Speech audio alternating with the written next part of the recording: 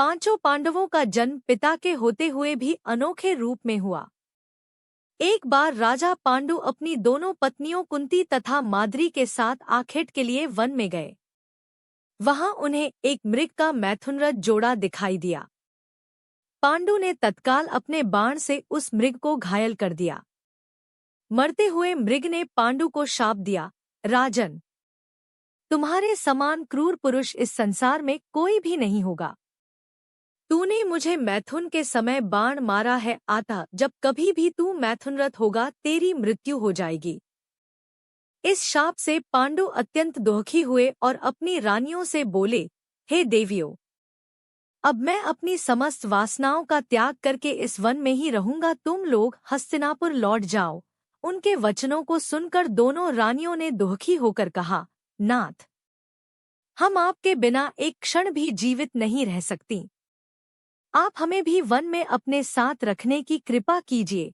पांडु ने उनके अनुरोध को स्वीकार करके उन्हें वन में अपने साथ रहने की अनुमति दे दी। इसी दौरान राजा पांडु ने अमावस्या के दिन ऋषिमुनियों को ब्रह्मा जी के दर्शनों के लिए जाते हुए देखा। उन्होंने उन ऋषिमुनियों से स्वयं को साथ ले जाने का आग्रह किया।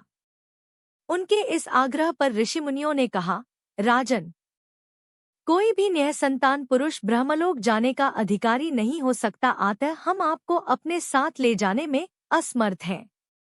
ऋषिमुनियों की बात सुनकर पांडु अपनी पत्नी से बोले, हे कुंती, मेरा जन्म लेना ही व्यर्थ हो रहा है, क्योंकि संतानहीन व्यक्ति पितृऋण, ऋषिऋण, देवऋण तथा मनुष्यऋण से मुक्ति नहीं पा सकता। क्या तुम पुत्र प्राप्ति के लिए मेरी सहायता कर सकती हो?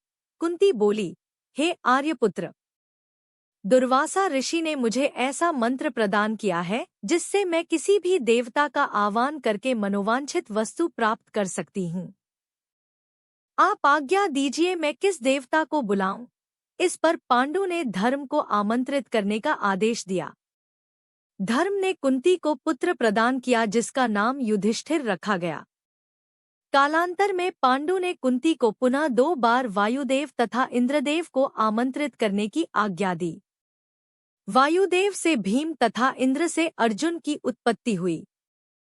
तत्पश्चात पांडु की आज्ञा से कुंती ने माद्री को उस मंत्र की दीक्षा दी। माद्री ने अश्वनी कुमारों को आमंत्रित किया और नकुल तथा सहदेव का जन्म हुआ। एक दिन राजा पांडु माद्री के साथ वन में सरिता के तट पर भ्रमण कर रहे थे। वातावरण अत्यंत रमणीक था और शीतलमन सुगंधित वायु चल रही थी। सहसा वायु के झोंके से माद्री का वस्त्र उड़ गया।